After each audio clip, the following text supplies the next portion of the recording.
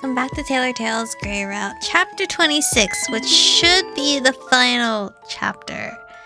I stand in Gray's parked car outside the new location for the poker games he hosted, waiting for him to emerge out the back door with Ivan's keys. Any minute now, it'll be up to me to get the keys copied so that Gray and I can break into Ivan's place tomorrow and steal this incriminating evidence against Gray. I stare at the plain gray door, my knees bouncing up and down as anticipation and adrenaline builds up within me. There's so much that could go wrong, so many possibilities that I can't even imagine them all. Despite this, I do my best to think of contingency plans for all the potential mishaps that do come to mind. Though our plan has its risk, I wholeheartedly believe this to be a worthwhile endeavor. Not only has Gray been there for me when I've needed him, he's been far more considerate of me than I've deserved at times. It's time to show him how much he means to me, as well as how much our future does.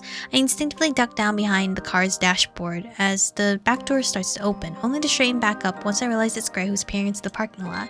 Once he's determined there's no one around to witness us together, he walks briskly over to the car and motions for me to roll down the window. I turn the car on and comply. Trembling, he dangles a small ring of keys in front of me. One is clearly a car fob, with the few others all regular sized. How'd it go? I ask eagerly. Do you think he suspects anything? Not even a little, Gray grins. I waited to bring a drink over until he was really engrossed and around. He was trying to pull off a risky bluff, and didn't notice me as I grabbed them from his jacket pocket. I smile as I take the keys from him. That's amazing, first step complete. So when you get to the address, make sure to ask for Sam, okay? He's a member of the Capo gang. He'll know to look the other way, Gray informs me. Got it, I nod. I feel a prickly apprehension as I consider the task ahead. Stealing someone's apartment key and getting a copy crosses all sorts of moral and legal lines. It's not too late to back out, Gray says gently. I can still carry out my original plan. You don't have to get involved. I reach out the car window and take Gray's hand in mine. We're a team. We're getting into this and out of this together. As I say this, I realize I'm reassuring myself just as much as I am him. Settling my nerves, I pull up the address on my phone and triple-check the directions. I'll be back soon, I assure Gray. I give him the brightest smile I can muster. Keep an eye on Ivan for me until I get back, okay? Don't want him leaving and figuring out something's wrong.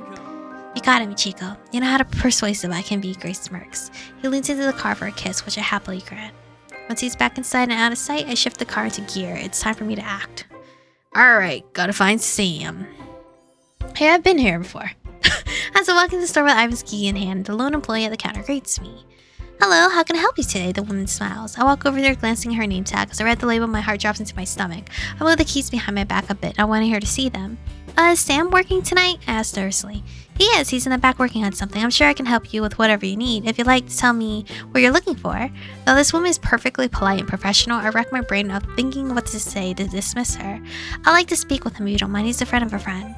The polite smile I shoot her is string with effort. Hopefully she'll go and get Sam without asking any more questions.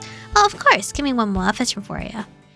Would have lied. I would be like, I'm his cousin and I'm trying to come in town to surprise him.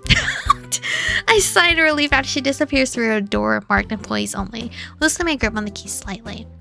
A minute or two later, a young and lanky man emerges from the same door. I immediately recognized him as one of the capos that showed up at the bar the night Gray called everyone together to see who could help with sewing clothes for work week wear. It's to see you again, I say with a relieved smile, though we weren't formally introduced last time.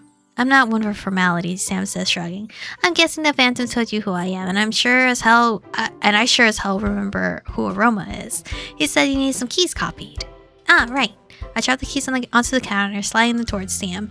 I need everything but the car key fob. Will it take long? I glance at a mounted clock inside the store, hoping I'll make it back to the poker game with plenty of time to spare. Nah, those will take a second. Perfect. Sam skips the keys off the counter before walking them over to the required equipment. Taking my phone out of my pocket, I send a text off to Gray, updating him on my progress. So far, so good. Let's just hope our luck continues on throughout the second part of our plan. Sam returns with both the original keys and their shiny new copies. He waits me off when I move to pull out my wallet. You can keep your money. I like the idea of the Phantom and Aromie both owing me a favor, Sam muses. Unwilling to argue, I gather up the keys and thank Sam for his time and discretion. I'm eager to return to Gray. Once he slips all the originals into Ivan's possession, tonight's part of the plan will be complete. Which just leaves the actual break-in, by far the most dangerous part, as the only phase left to carry out. Hopefully Ivan doesn't have security cameras in his own house. After parking Gray's car back in the lot outside the ongoing poker game, I send him another text to let him know I've arrived. I don't have to wait long before he bursts out of the back door and walks over to me in a long brisk strides. Ivan's wasted, he says breathlessly. Gray's eyes sparkle with excitement as he updates me on the state of his night. He had a couple of bad hands in the beginning, but then really started to turn it around. He's in such a good mood he's offered to buy all the guys around at an actual bar after this. That's great news, I cheer. It should be really easy to get his keys back without him noticing that. Gray shakes his head, becoming more and more animated.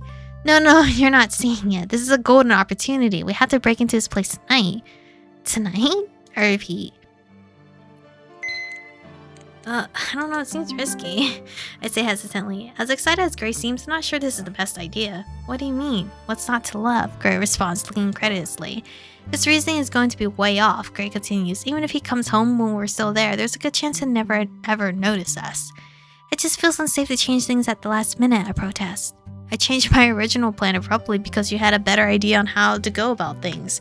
I don't regret that, and I don't think we'll regret this either. He's got me there. I sigh, giving in.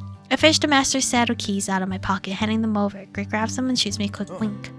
Hop over to the passenger seat. I'll be back in a minute. Alright, we're actually okay.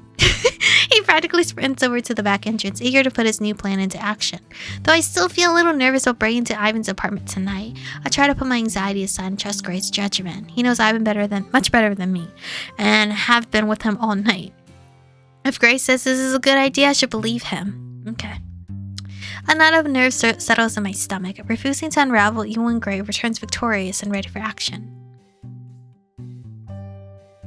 My sense of foreboding follows me as we drive. I draw my fingers along the car door, trying to vain to let the music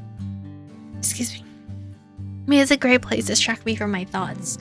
I can't believe that this is finally almost over. No more Ivan intervening in your life or mine, Gray says. I look over at him, his eyes shining and full of hope. The last thing I want is to damper his parade. What's the first thing you're going to do once we're free with him? Gray asks. I don't know, I haven't really thought about it. I guess I'd want to celebrate? Gray waggles his eyebrows suggestively. Is that just with me or with everyone? Because I have plenty of ideas on how to get you a night to remember. I was imagining the four of us, you, me, Sarah, and Jed. I say with a laugh, though I'd definitely be down for some alone time with you. What about you, Gray? Anything else you'll want to do? Besides me, that is. He chuckles warmly, one hand reaching for mine while keeping his eyes on the road. The first thing I'm gonna do is quit my job. It'll be such a relief to not run the poker ring anymore. Sounds great, I say, Toonie. This is actually his last illegal thing. I say, turning towards him. Any idea what kind of work you want to do instead? I've got some things I've been thinking about. Gray winks. Some tricks up my sleeve. Well, I'm rooting for you, Gray. I hope you find something you like more than this, I smile. He shakes his head gently in dismissal. Liking it may be too much to ask for. I'll settle for something legitimate with decent pay. Like what? Being a busboy or something? Or like working at Sammy's? My brows furrows. I picture Gray doing something that makes him miserable to get by. It's not exactly the outcome I was hoping for when I offered to help him quit running his poker ring. Imagine he just ends up working at a bank. Where money flows all the time. Surely you can find something that suits you. We can't all run the business of our dreams, Gray teases. Hell, I don't even know what mine would be. Are you saying you're not one to have your head in the clouds? Such a surprise, I say lightly.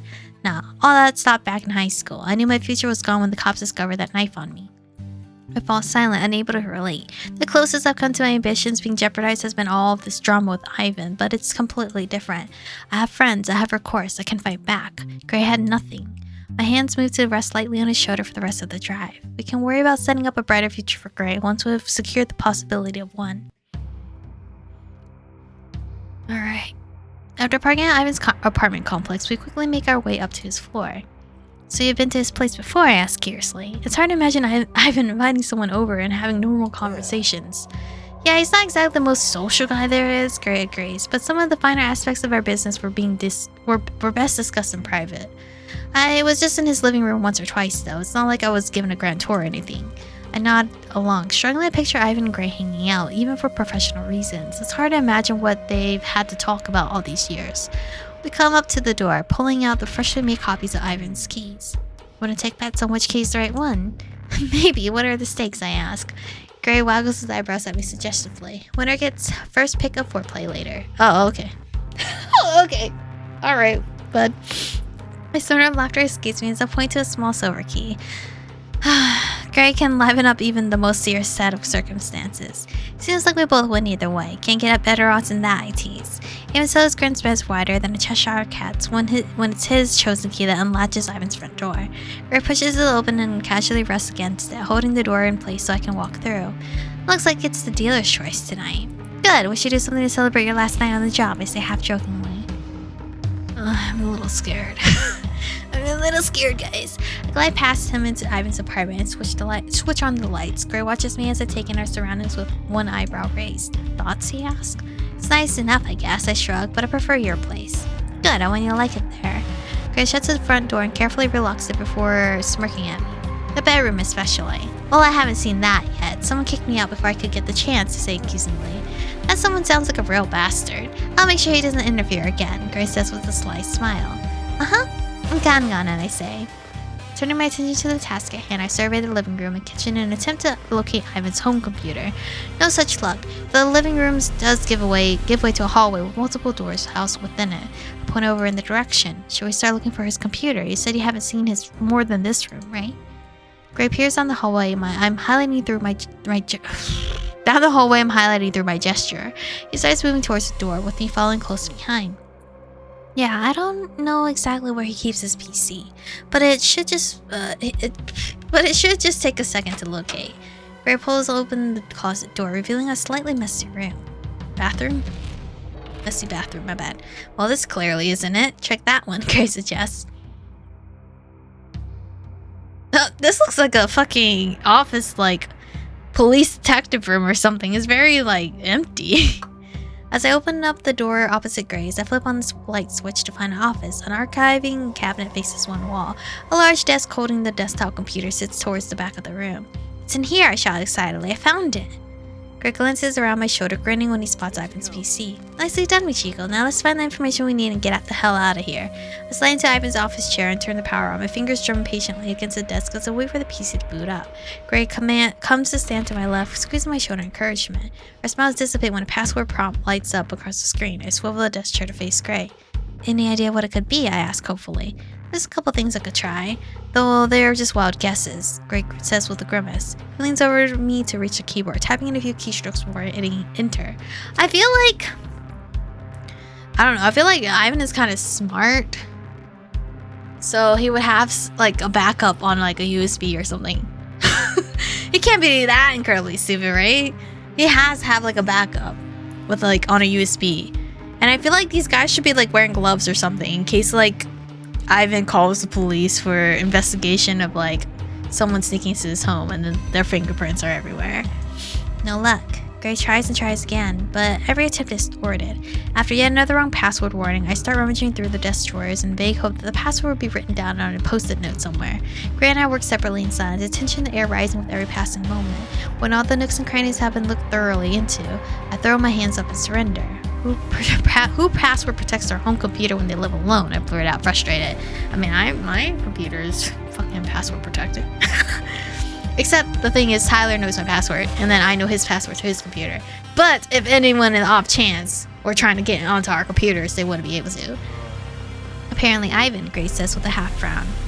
Gray rubs his chin as he mulls the situation. Should we just take the whole computer? I stare at him dumbfounded. When he noticed, well, yeah, but he probably wouldn't be able to prove we did it, and if we get to his data, would definitely be in the clear. Maybe we could stage a break-in, I suggest. He might not suspect it was us, if more than just his computer is missing. That would take quite some time to carry out. Ideally, I wouldn't be long gone by the time he gets back. I nod in agreement, staring at the locked computer. Well, what if I took out the computer's storage drive? Externally, there'd be nothing amiss, so it might buy us a bit more time before he figures out what happened. Plus, I continue, we'll be able to swap out his hard drive on one of our own computers, and we can access his data that way. Gray raises an eyebrow in surprise, looking somewhat impressed. You know how to do that? I shrug my shoulders. Yeah, it's not too tough. I know my way around a motherboard. Ooh, my girl is smart. I just need a screwdriver to crack open the case. My voice trails off as I glance around the room. Let's search the house for one, I say decisively. If we can't find a screwdriver in 15 minutes, we'll take the whole thing in bulk. Sounds like a good plan, Gray says with a wink. I'll start searching here. Could you check the living room and the kitchen, Gray? The corner of his lip twitches as he gazes in with admiration. Look at you giving me orders, Gray smirks. The tables have turned. Gray crosses his arms over his chest, looking amused. So I have. Remind me to set things right when we get home tonight, Michiko. And if I forget, I ask innocently. Gray's eyes flash. Though I know I'm flirting with danger, I love the dark look Gray gets when he's yearning to take control. It's so sexy that the urge to push his buttons is overwhelming at times. Even if you do, I promise you won't. A thrill runs through my body at the thought of having his full focus on me. I look forward to you setting the record straight, then I say, telling me what to do, teaching me all I need to know. Gray grins at me as he heads out the office door. Good, you won't be disappointed. After taking a moment to refocus on the task at hand, I start rummaging through various drawers and cabinets around the room. About 10 minutes later, Gray returns triumphant. He hands me an adjustable screwdriver with its corresponding pieces. There was a toolbox underneath the kitchen sink, Gray explains. I take the tool from him, excited to get started. This is perfect, I exclaim. All I found was a filing cabinet and that piece of furniture over there. Surprised people our age have those. Yeah, Gray says, frowning. He glances over my shoulder, his eyes locking on the small container I found tucked inside of some wooden cabinetry. Maybe I'll check that out while you handle his computer. Make sure he doesn't have any physical copies of the past as well. I look around the room for metal objects, needing to ground myself and remove the excess electricity from my fingers before touching delicate electronics. That's a good idea, I reply absentmindedly. After tapping some metal and disconnecting the power cord from Ivan's PC, I was prepared to start. I lift up the computer, laying it down on the desk in front of me. I take a deep breath, calming myself down as I prepare to start. All is quiet, save for Gray's rustling of papers a few feet from me. I can do this. But before I can start, I hear the unmistakable sound of a lock unlatching at the front and the front door swinging open. Light flows through the bottom of the floor to Ivan's office. The light switch in the living room must have been turned on. Someone is home. Oh shit, it doesn't end in chapter 26. I lied to all of us. I lied to all of us. When I looked it up, it said it ended in chapter 26. So I was like, how the fuck is it ending this way? Anyway, maybe it ends in the next episode? I don't know, but I'm a little scared now. Thank you guys for watching today's episode. Stay beautiful, and I'll see you guys in the next one.